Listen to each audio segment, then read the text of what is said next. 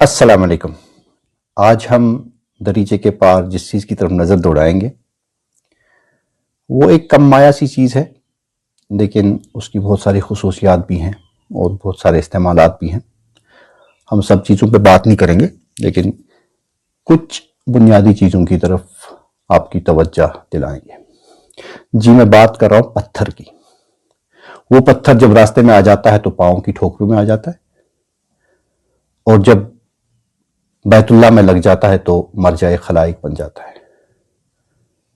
پتھر جب مکان اور عمارتیں بنانے کے کام آتا ہے تو گارے سے باندھ دیا جاتا ہے، لیکن جب کوئی بت تراش اس کی مورتی بناتا ہے تو یہ لاکھوں کروڑوں لوگوں کا معبود اور مسجود بن جاتا ہے۔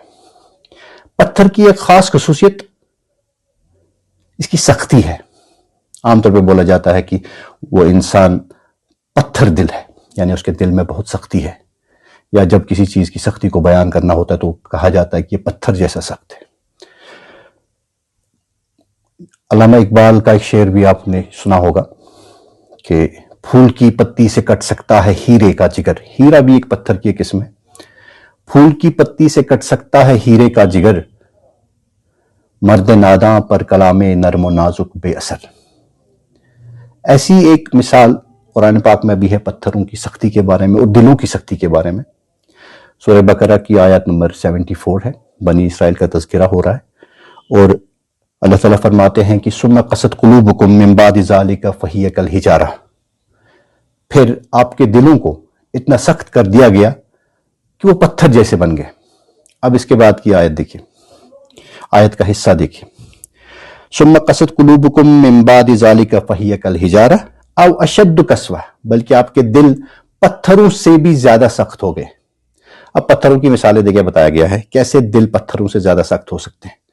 وَإِنَّ مِنَ الْحِجَارَةِ لَمَا يَتَفَجَّرُ مِنْهُ الْأَنْهَارُ، کچھ پتھر ایسے بھی ہیں جن کے بیچ میں سے پانی کی نہریں پھوٹ پڑتی ہیں۔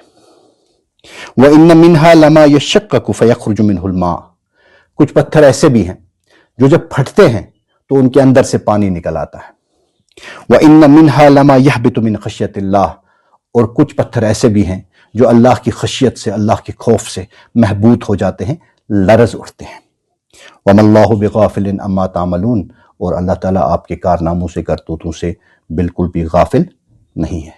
یہ انسانی دل کی سختی کو کمپیئر کیا گیا ہے پتھر کی سختی کے ساتھ، اور یہ بتا دیا گیا ہے کہ جب انسانی دل ہدایت کے لیے بند ہو جاتے ہیں تو یہ پتھروں سے بھی زیادہ سخت ہو جاتے ہیں۔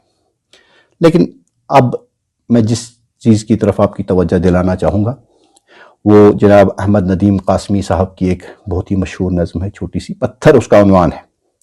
آپ دیکھیں کس پیرائے میں پتھر کی خصوصیات ہماری زندگی میں جو مختلف قسم کے بحران ہیں ان کو بیان کیا گیا ہے۔ سنیے اور لطف اٹھائیے۔ نظم کا عنوان پتھر۔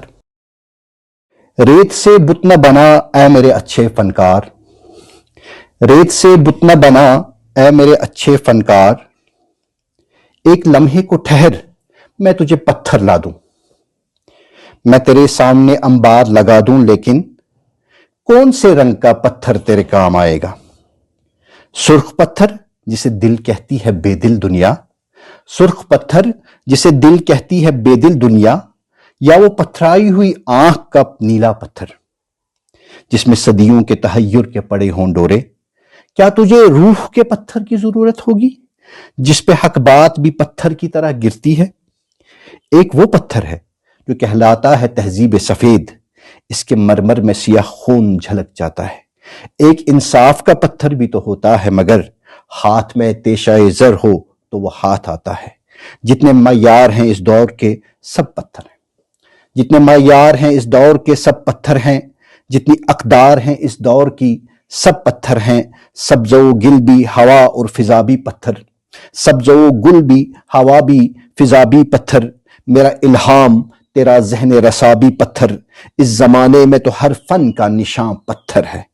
ہاتھ پتھر ہیں تیرے، میری زباں پتھر ہے، ریت سے بت نہ بنا اے میرے اچھے فنکار۔